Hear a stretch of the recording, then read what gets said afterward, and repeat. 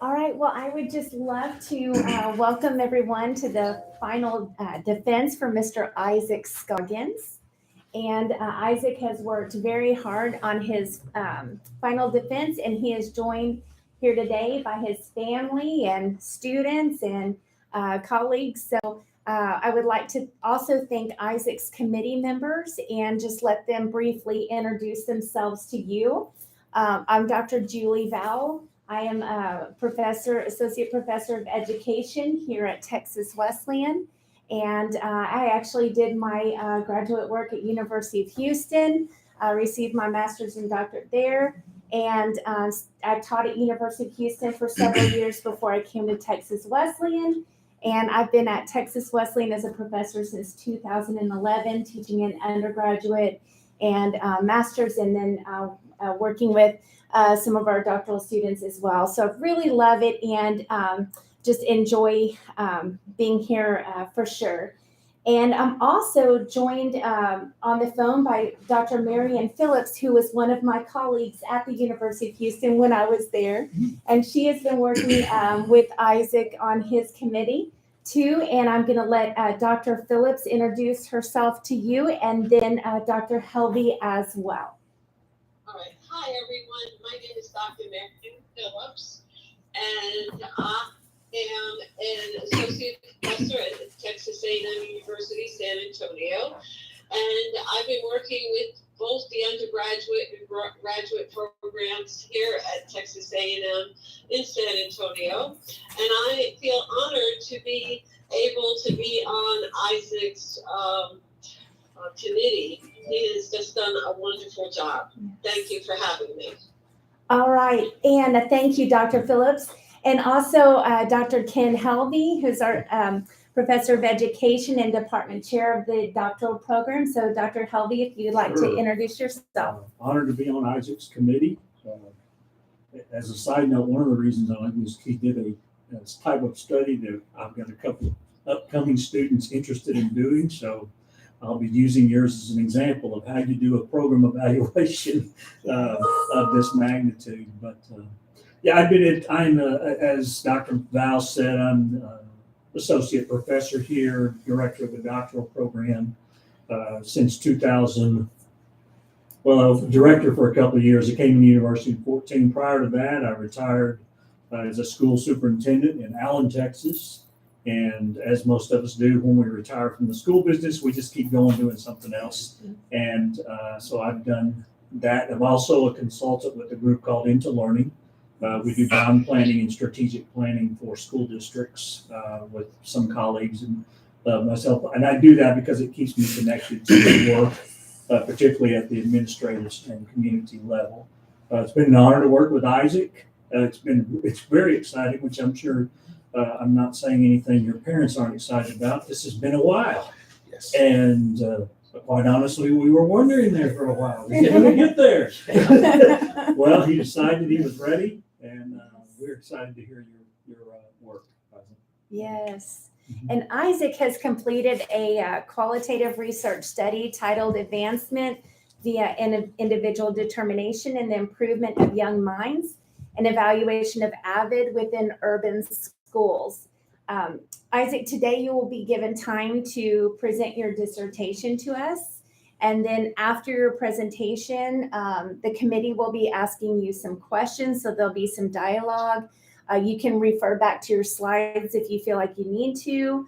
And then after we have a chance to discuss, then our guests will step out and the committee will meet, Dr. Helvey, Dr. Phillips, and I, and then we'll invite you back into the room after we have a chance to meet. Do you have any questions for us before we begin? I do not. Nope. Okay, if not, you may begin. All right. So again, I want to thank everybody for being here. To my chair, my dissertation chair. Thank you guys so much. My parents, my colleagues, my students, and my family. My discussion today is about the AVID program, and specifically the evaluation of AVID within urban schools.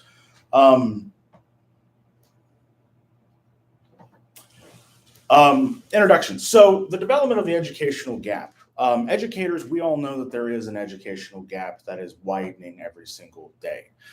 Specifically, and there is a historical trend as to why our gap is widening, something we'll touch on later, specifically more contemporary, is development within the NAEP, which is a test given to our students to determine where they are when it comes to reading and mathematics.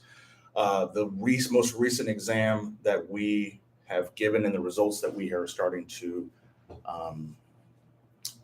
really delve into is showing that children that are 9 years old are actually behind. And the reason is, of course, what scholarship is pointing to is the novel coronavirus, the COVID-19 pandemic. Specifically, these children that are going through this COVID slide, so to speak, within the educational gap are urban students, and they are more likely to be placed at risk for possibly dropping out by the time they get to be a sophomore in high school.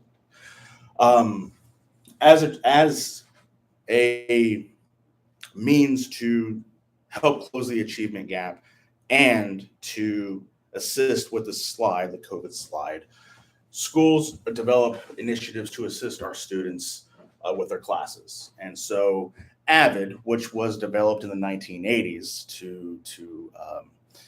to mitigate the achievement gap based off of Jim Crow laws from the 60s and before, was developed. Now, AVID is, of course, being used today for these very contemporary problems that we have educationally.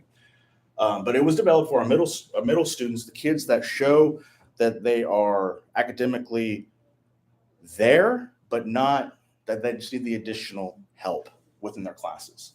And the idea is to close the achievement gap. My statement of the problem: districts use resources for these types of programs.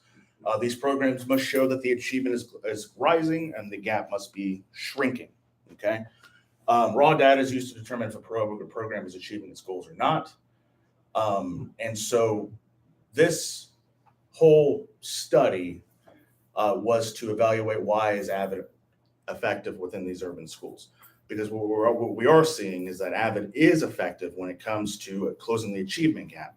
So the bigger question as to why, with looking through learning through experience and social and cultural capital. One of the big things I wanted to focus on was teacher voice. I felt that teacher voice was the most important for this, since these teachers are practitioners in the classroom. My theoretical framework for the study really has two lenses: progressivism and social constructivism. Progressivism, again, is the bigger umbrella. The learning through experience as expressed by social constructivism, and social constructivism explains the mechanics of how knowledge is created. We're all told that, through experience, knowledge is created. We find meaning in things with experience. So social constructivism, creation through experience. These are my theoretical framework for the study. The smaller pieces, and something that I looked at the most within my study, was these two social and cultural capitals.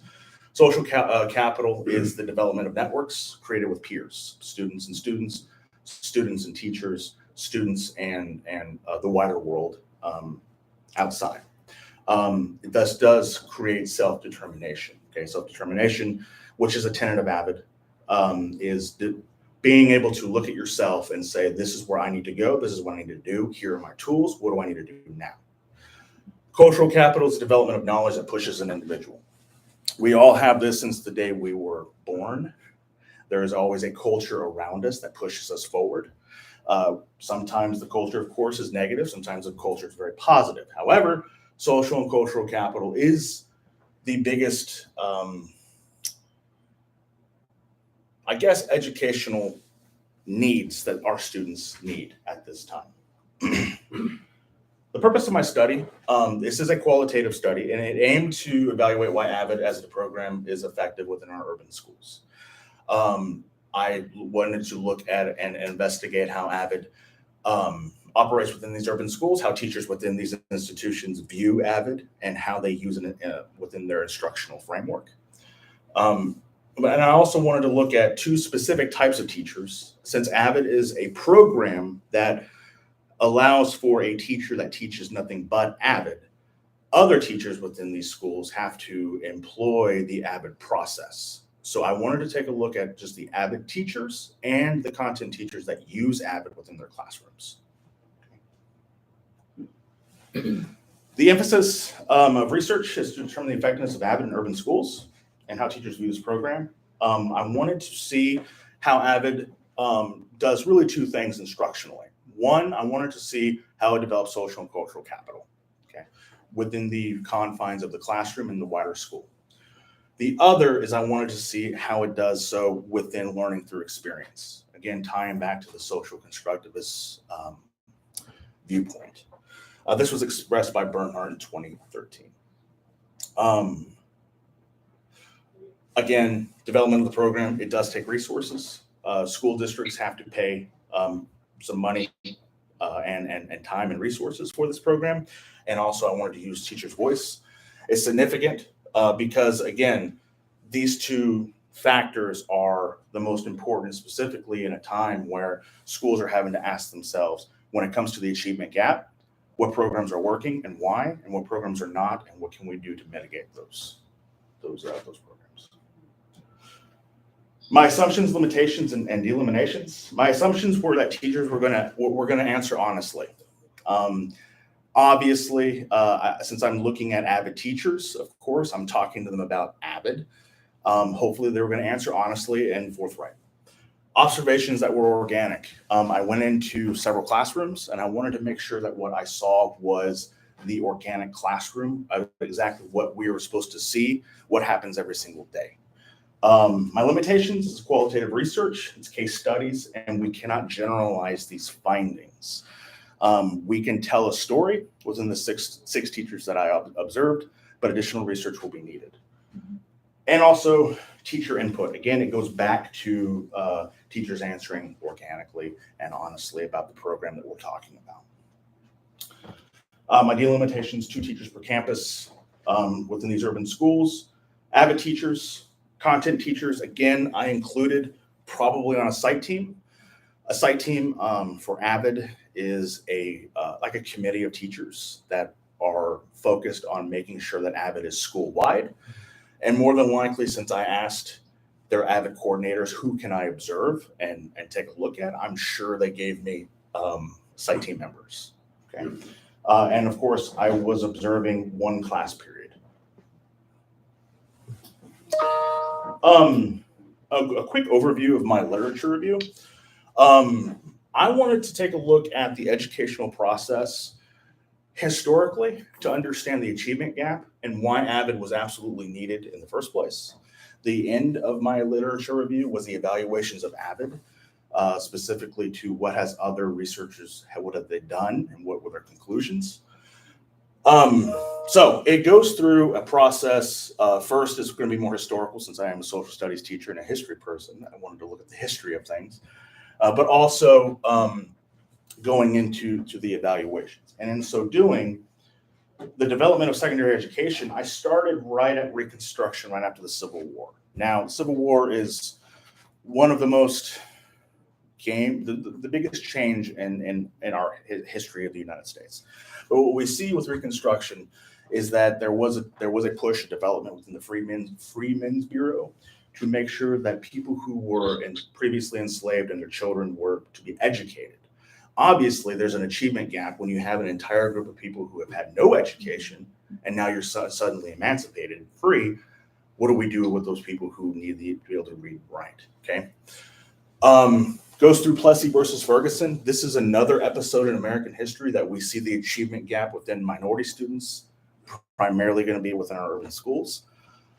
Because Plessy versus Ferguson of 1896 brought us this term of separate but equal, which we all know educationally and historically, separate but equal means separate but probably not equal at all. So we see the achievement gap widening. Jim Crow laws and the education behind those laws.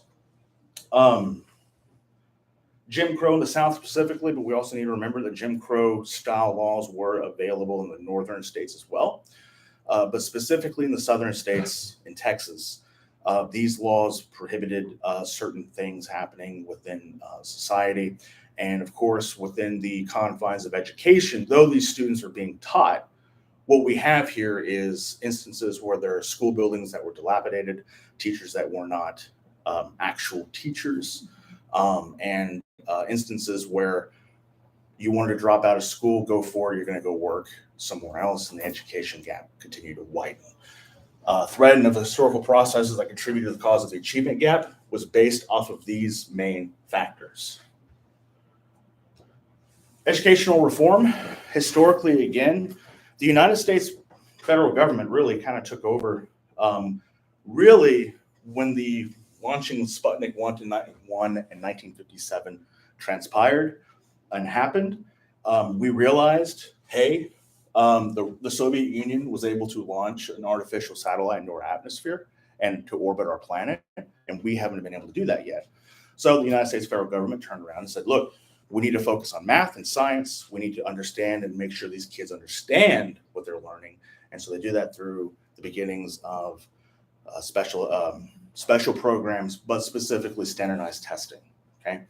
In 1983, A Nation at Risk pointed out that we are still behind, specifically our Asian counterparts, when it comes to mathematics and science. In 2002, we have the No Child Left Behind, which we all remembered as President Bush's initiative for, again, stepping up the standardized testing to make sure that all of our students are hitting specific benchmarks in order for us to understand and be able to inform instruction, which bled into President Obama's Every Student Succeeds Act, which is, again, just basically No Child Left Behind. But he and that program focused more on urban schools, which gave more funding to programs like AVID to make sure all of our students were hitting our specific benchmarks. According to Michael Folan, these are wrong drivers. Okay, focusing on specific things like, hey, we're going to do test. These are the wrong drivers within education. I also bring up Dinnersmith, what schools could be, because as we go into the 21st century, we're starting to realize that education has to change. And that's where we start seeing more and more money going into programs like EIF, like Upward Bound, TRIO, and AVID. So the need for AVID, again, in the 1980s, created in San Diego by Miss Catherine Swanson. Catherine Swanson. The focus was to close the achievement gap through the Wicker process. The Wicker process is, as educators, we love acronyms. So it's writing, inquiry, collaboration, organization, and reading. And what she was saying is if kids can do these things, they're going to learn. They're going to be able to help close the achievement gap. If they can write, if they can inquire with others, collaborate, organize, and read. AVID does have a school certification process. I'm currently going through it right now with my high school. Once a year, where the AVID team, national AVID team, comes in and observes our classes and observes our school to make sure we are following this process. Teacher certification and training every year as well, and it is required. My evaluations for the AVID, again, now looking at the lens of the philosophical and theoretical, authors have argued that AVID, it is successful. It is.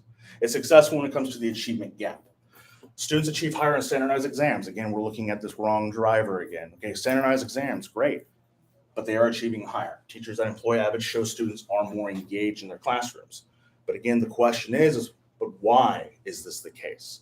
Why is it that their scores are higher, and why is it that they're more engaged? So that brought me to my research questions. To what extent does AVID program within urban schools create teacher and student cultural and social capital through instructional practices? And my second question, what are the teachers' perceptions that use AVID strategies within creating the means for students to develop learning through experience as expressed by constructivist approaches? My research design, my methods, it was a qualitative research. I went in and I observed and I interviewed teachers. Participants were my AVID teachers and content teachers. My action, I did in-person interviews. I recorded and transcribed everything that they said.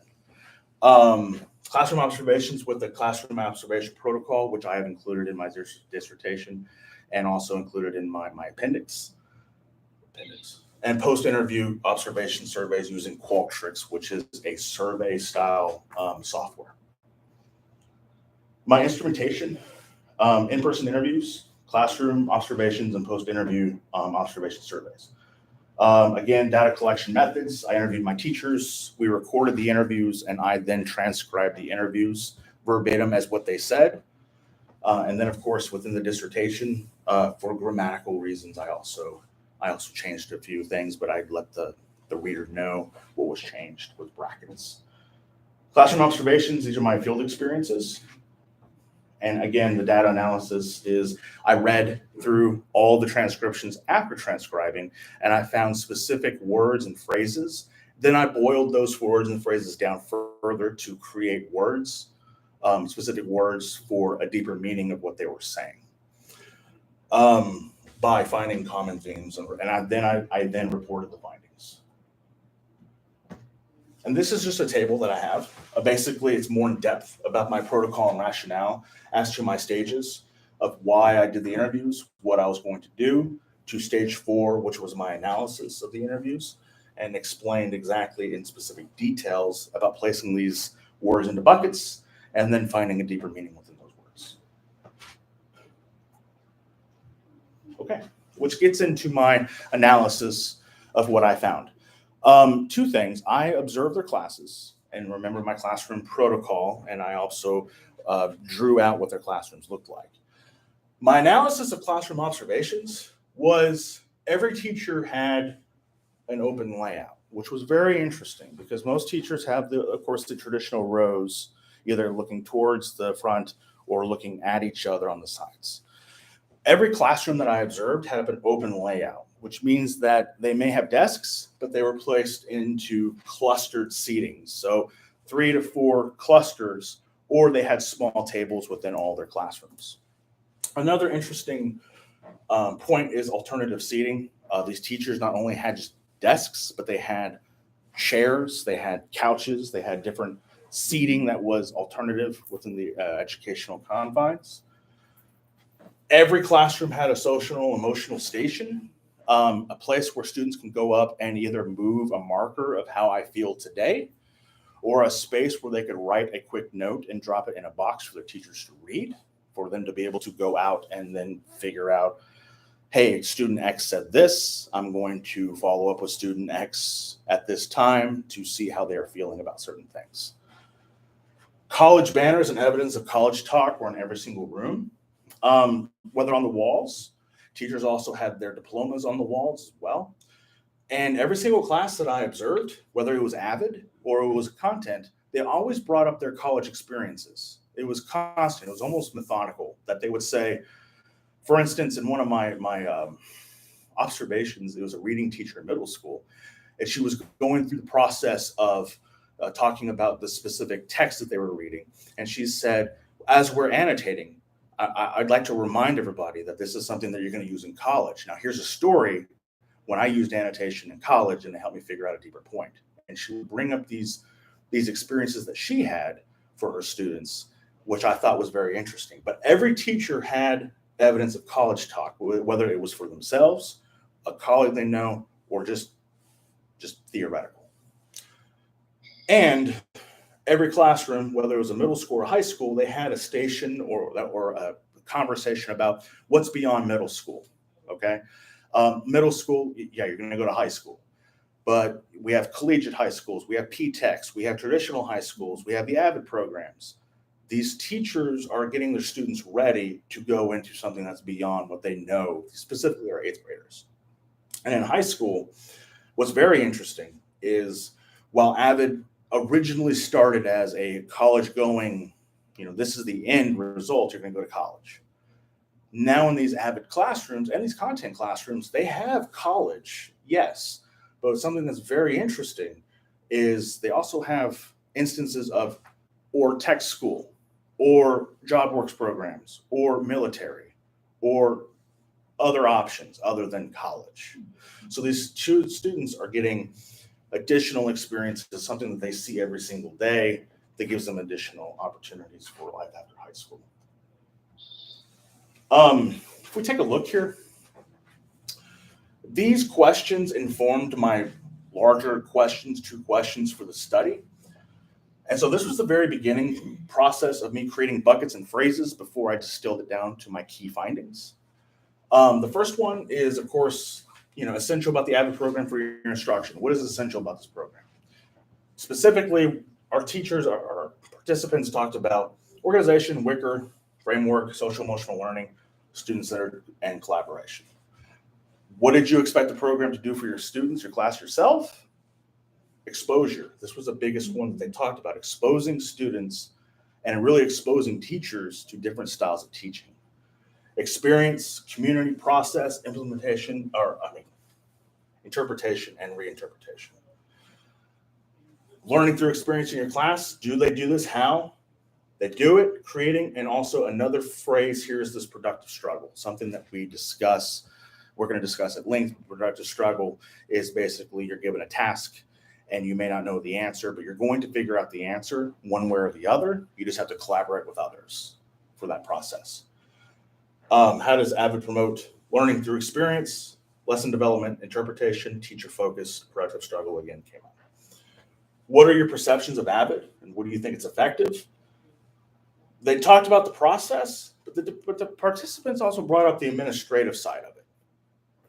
They all brought up that if your administrative teams are supportive of the AVID process, then the students and the teachers are going to develop heavily because of it.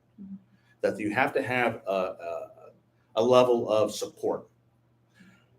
But also, I think we can also take a look at teacher support as well. Because if other teachers they may not be on the site team, are supportive and do these things as well, they're going to have the effectiveness of AVID. And the reason why it's effective is because everybody in the building, all the adults and the students have bought in, so to speak. How does AVID create social and cultural capital, relationships, leadership, developing those relationships, not only student to student, but student to teacher and student to others outside of the classroom as well. Again, social and cultural capital being improved at your school. It's a process.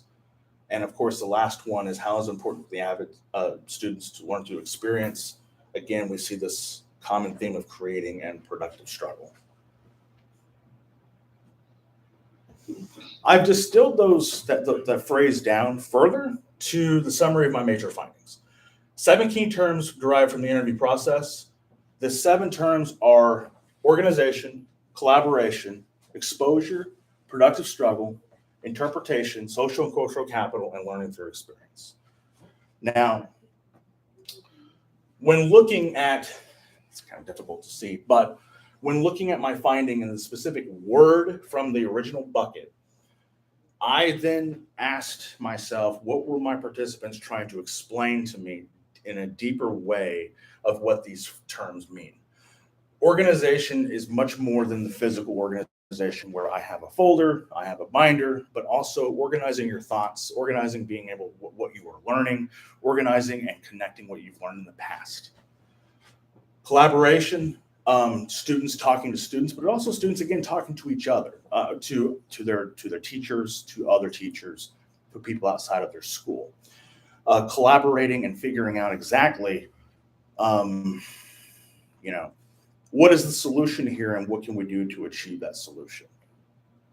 Exposure, again, what I found was pretty interesting is, yes, we talked about college and university banners and college talk, but exposing students to new ideas through curriculum and lesson plan development, which goes into my term here for interpretation, because there was a lot of teachers that talked about that we're exposing our students, yes, to college and career and all these different readinesses, but we need to expose students to a different world beyond the curriculum. How is it that we can develop students further from the traditional, you're going to get ready for the standardized exam, sit down, it's A, B, C, D, or E. But why? Why is it A or why is it B? The bigger reasons as to the why. Why is that the issue? Productive struggle, creating solution for the problem, using collaborative means. Again, it's quite a magnificent to see when you give a problem to a group of students and they come up with creative solutions in the end, something that you didn't even think about. And that's something that I saw within these classrooms. And of course, social and cultural capital and learning through experience. And this is what was different from me from what I saw when I was doing my observations. Social and cultural capital within the literature talks about getting kids more exposed to the wider world around them. But within these classrooms, every one of my teachers were talking about developing relationships with their students at a certain level in order for them to feel safe, secure, and wanting to know more, wanting to dig deeper. But also, and one of my participants brought up a student that she had 6 or 7 years ago. She said she comes and visits with me weekly from college, and now she's getting her undergrad. She finished her undergraduate. Now she's going through a doctoral program, and she said she visits with her weekly at the school, at the campus, and she just talks about just life. Kind of has that connection back and the development of that social and cultural capital. And my participant talked to me about how this student grew up in a house where she didn't have a father and her mother had 3 or 4 jobs.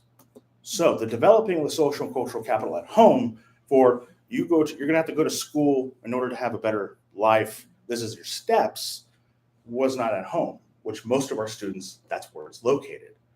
She developed that social and cultural capital, not only with her avid teacher, but me as well, or her, or them. And me being, of course, like I'm a teacher too, right? So all of her teachers in the process. So she developed that process and she still visits her old teachers. And I thought that was pretty cool that the social and cultural capital goes beyond, that's a SMU banner. Remember that, kids. It's deeper than that. Learning through experience. Again, I also saw evidence of how students were learning through experience and the social and cultural capital were starting to intertwine with one another. Developing that relationship with your students, the relationship with each other, and then developing that process of being able to, I trust that you're going to help me with this, but I also trust that we have such a good relationship. I don't like that ending. Have we considered this? And being able to have those open conversations, which not only is great in the classroom, but probably socially as well, being able to have an open dialogue with one another without completely shutting down. Conclusions. Literature review suggests the avid is successful due to instructional practices. This is true. The avid instructional framework does develop students, but it does other things as well. It helps create that social and cultural capital that goes beyond, that's SMU, that's University of North Texas. It goes beyond that. It's creating a network within their little confines of themselves to a wider world. And they did that through learning through experience. My summary of major findings, again, organization, collaboration, exposure, productive struggle, interpretation, social and cultural capital, learning through experience. All of these things by themselves, if you saw one of those things within a classroom, it's fantastic. What I saw was all 7 of those things happening all at once simultaneously, which it goes beyond fantastic. It goes into the realm of this is what schools should be, not necessarily could be. So because of that, AVID is a program, but it needs to go on beyond something of a program. It's a program. A program is something that we set on top of a school and say, this is what we would do, but we don't really have a reason as to why. But it should be something called a system. The AVID as a system, okay? The instructional framework of AVID allows for teachers to think about things differently, and it allows students to engage within their curriculum differently as well. My participants all showed me lesson plans, and I got to see a class. And they did things differently. In an English 4 class, the teacher was telling me that she's going through a process of financial literacy, and she tied it back to a book that they were reading. She also talked about that the previous 9 weeks, they talked about morality and what morality means, and it's beyond specific, interpretations of what moral is and what isn't. And they did that because of Frankenstein. They were reading about Frankenstein. So again, the implications for practice is, like I said, all 7 of those things working in conjunction, which is not only could happen, but should happen and needs to happen. We're going to start developing students that are not necessarily focused on A, B, C, D, or E. They're going to be focused on why A, B, C, D, or E. And I think in the larger scale of things within the 21st century and developing a more globalized society, students that can think about things in a different way, the third way, I guess, and being able to problem solve in a different way again, thinking about something that's a little more not as nuanced. I think that's the best practice that we should be focused on. And I think with what I found is that AVID turned, instead of a program, as a system. These students, and it goes back to the students, are more successful. They're more successful. They do have higher standardized scores, even though that shouldn't be the main driver, but they do. And the reason why is because they understand what they need to do in order for that process to happen. So my recommendations for further research goes beyond, of course, up and coming graduate students. And of course, it goes beyond, other scholars in the field, but also for myself as well. Qualitative research cannot be generalized. I looked at six teachers in three schools, two high schools and 1 middle school. We can't generalize my findings. AVID is in elementary schools. I think that would be very interesting to take a look at, to see you are literally from the beginning of where you start school to the day you graduate. You have nothing but this AVID process, the system that this AVID is. What does that look like from elementary school to high school? AVID, though not every university has AVID, we're starting to see a growing trend that this AVID classes, this AVID system is going to the university systems now. So that is going to be something that's very interesting. Again, it's not mainstream right now, but I think that as AVID starts developing these students in this way, we're going to start seeing this in the university systems as well. Long-term social and cultural capital. I would love to be able to see students that have gone on, that maybe have finished their education. Where are they here in relation to not only themselves, their teachers, but also to their others around them? Okay. Teacher development is something else that I think we should absolutely look at. A lot of my teachers brought up in these observations that we look at the curriculum in a different way. We have to interpret it and ask ourselves, what is the best thing that we can do with AVID that will reach our students? So I think, how does AVID, or what effect, if any, does AVID help with teacher development from a first-year teacher maybe on to a 10th-year teacher or a 20th-year teacher? That would be something that's very interesting. And finally, I'm going to go back to Denner Smith and Zhao and Folan, what schools could be, but I think we should also look at, what they should be, what schools need to look like from now on. This goes with my implications of practice, where we are still so focused on STAR tests. Right now at my high school, they're getting ready for their STAR tests. Everyone's getting ready for STAR tests. We should be looking at what we need to be doing for our students to make sure that they are successful outside of the realm of standardized testing. Beyond creating nodes of college and university culture, which I think I have evidence, there's evidence that AVID is doing this now, but beyond AVID, remember AVID should be a system, but also beyond that as well. That students in the 21st century, they have to have these 21st century skills of collaboration to be able to have a conversation with one another without shutdowns. Google, Amazon, Apple, all these major Silicon Valley corporations, they basically ask, what do your skills look like for collaboration, inquiry, writing, reading, and organization, which is, again, going back to your Wicker process. The promise of Avid, and the last one is hope. And the reason why I bring this up, because I wanted to bring up the same, one of my participants about the student that comes and visits her. Because the very last question I asked her, kind of tell me a little bit about just your final thoughts. And she broke down. She started crying. And she says, I think the biggest thing that Avid does is that it gives not only students hope, but it gives teachers hope as well. And I think that's absolutely just hits home, that students have hope, but I think teachers should also have hope in what they're doing as well. That is my conclusion, and I'm open for questions. Great job. Great job, Isaac. I would say well done.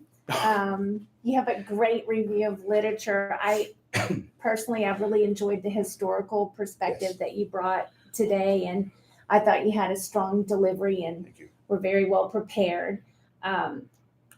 I do have a few reflective questions that I would love to ask, and then I'll also open it up to Dr. Helvey and Dr. Phillips.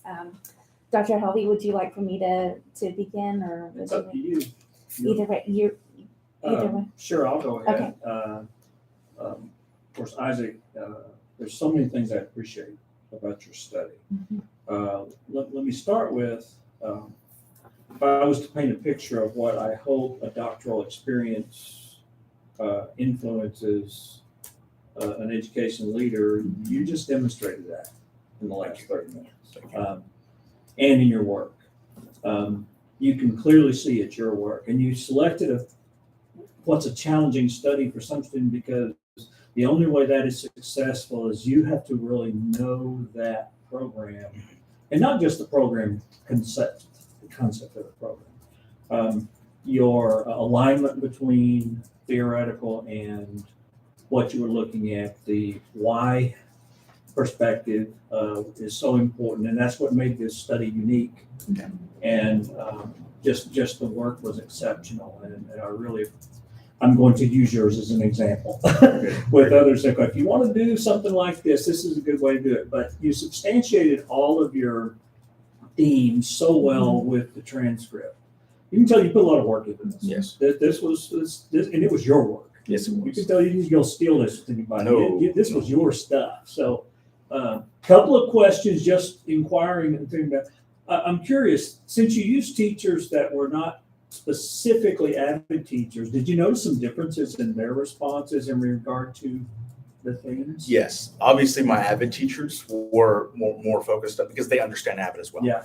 And I could tell that the content teachers were probably sight team because they understood it. But what I found was interesting is they brought up their content. Yeah. So English 4 was like, and we talked about Frankenstein, and we're Yeah. doing financial literacy that's connecting to the Great Gatsby. Yeah. And, and that was really neat. There was differences, but there was also a lot of similarities. Yeah. Because what I found was that if these, again, going into the system, these teachers are all very much, they bought in. Yeah. Which is, again, Llanos and Lopez beyond buy-in, right? One of my things I talk about. Yes, they bought in, but I found that the dualities, there was differences, which was really neat because I didn't look at a social studies class, but I looked at a lot of English classes. But there were a lot of similarities as well, so which was really cool.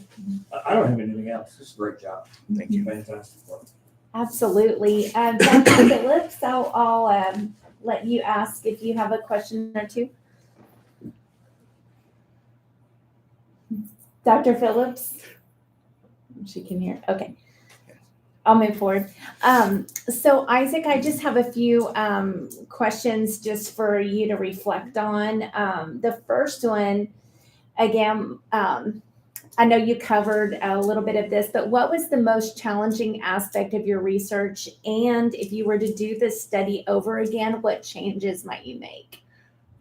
I think one of the things that's most challenging, other than the schools that are saying, "Oh, we can't," or this, and you're going to get that with any doctoral discussion. But I think also, since I know Avid and I know exactly what it is, you have to be very careful when it comes to interpretation of what you found and the bias, because you want to say Avid is fantastic and this is why. And you can torture your statistics or your data. You can torture it to make it look like any way you want it to look like, which was difficult, right? Yeah. So being able to sit down, do my transcripts, and constantly say, okay, I know nothing about it. What am I seeing? What are these teachers telling me? And just letting my data talk to me, and then saying, okay, this is what I found, and I felt. And this is what I'm going to tell. I've started telling all my teachers that are thinking about doctoral pathways is you can have an agenda, sure, but it's much, much more fulfilling when you say, speak to me and I'm going to tell your story. And that's where I found, I could have argued, social cultural capital, the kids are going to see college, and that's it. Yes. No, it's much more than that. And I think that discussion is much more powerful than just an agenda I might have. So. Absolutely. I love that. Also, okay, so what specifically, Isaac, did you find out from your interviews, maybe the data analysis that you believe could be applied to classroom instruction? Oh, wow. Other than my 7 key findings, the biggest piece was the interpretation and then reinterpretation of curriculum. Interesting. I mean, I think, and as for me as a practitioner, I have an AP class that I teach. I'm going to teach tomorrow. And I started asking myself, okay, well, what about this? And I'm talking to my team. What about that? Well, let's think about this. So I'm already applying what I found to my class. But I think it's being open and honest with yourself that, yes, we have a curriculum. The curriculum is what it is. But what about the curriculum can we change, not change, can we reinterpret in order to reach our students? I think that's the biggest piece right there, because in a world where STAR test is the king of all things, which I'm not against that, but it is what it is. I think asking ourselves, this is on the test. Okay, but why? And I'm going to give one more example. Is since I'm an ILT, an instructional lead teacher for social studies, we were having a PLC in our U.S. history course, and my 3 U.S. history teachers were talking about, we got to get through the curriculum. We got a STAR test coming up. And one of my teachers said, yeah, but I really, really want to talk about Nixon's vice president. And they were like, why? Like, because I want to paint the picture to the students that, yes, Nixon was whatever you think Nixon was, but his vice president too, like other people in his administration were maybe not the best. And I want the kids to have a full history behind that. And I feel like that's a really good example of interpreting a standard and then giving students a better picture of that. So I love that. Isaac, great job. My last question for you in reflection would be, so you presented a lot of different ideas for future studies, which I love that. There were probably like 7 or so on there. And some of them were just so interesting for me, even thinking about Avid in elementary schools or university, that kind of thing.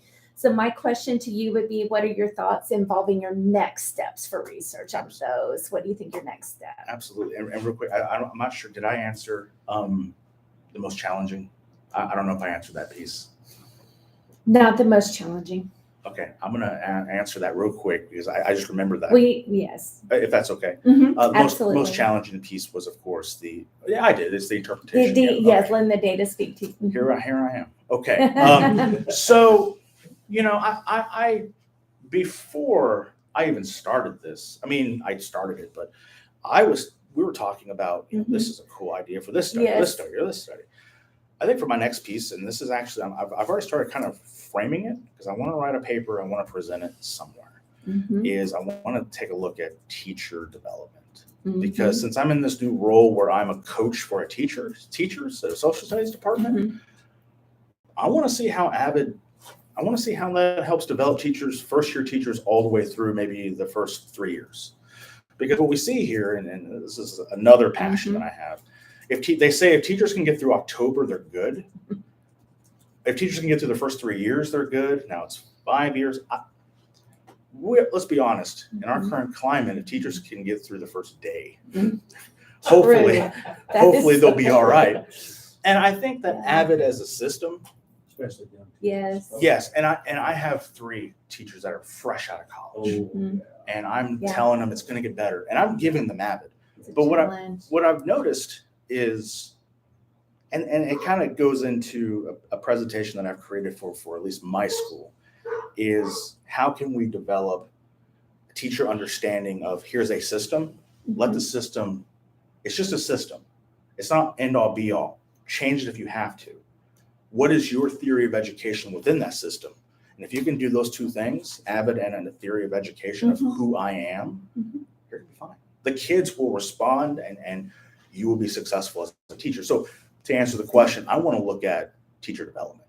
That's my new thing. One thing, if I could Yes. reflect on my experience with guys, I'd like to use you next fall.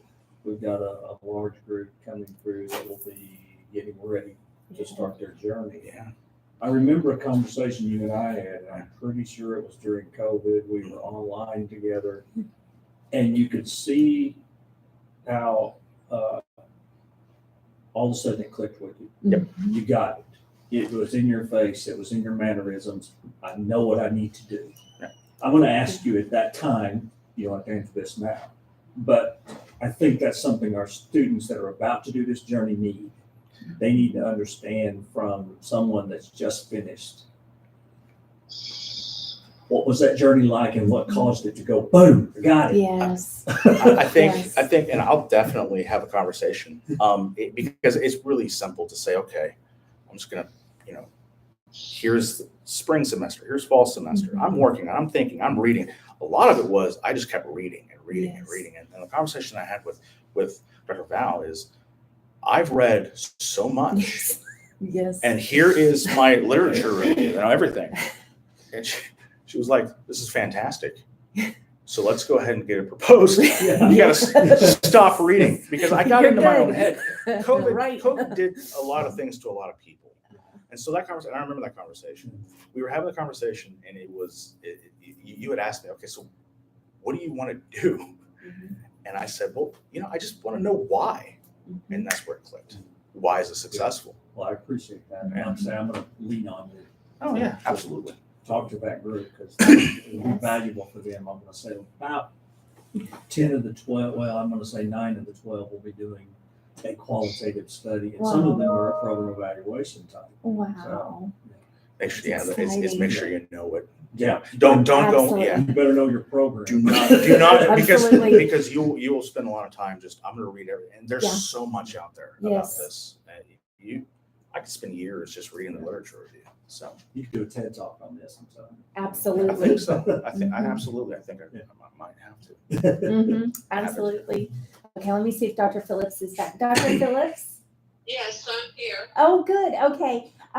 We have had a chance to ask some questions to Isaac, so I wanted to open the opportunity up for you. If you would like to maybe ask a question or two or provide some comments to Isaac, that would be great. Thank you. Thank you very much.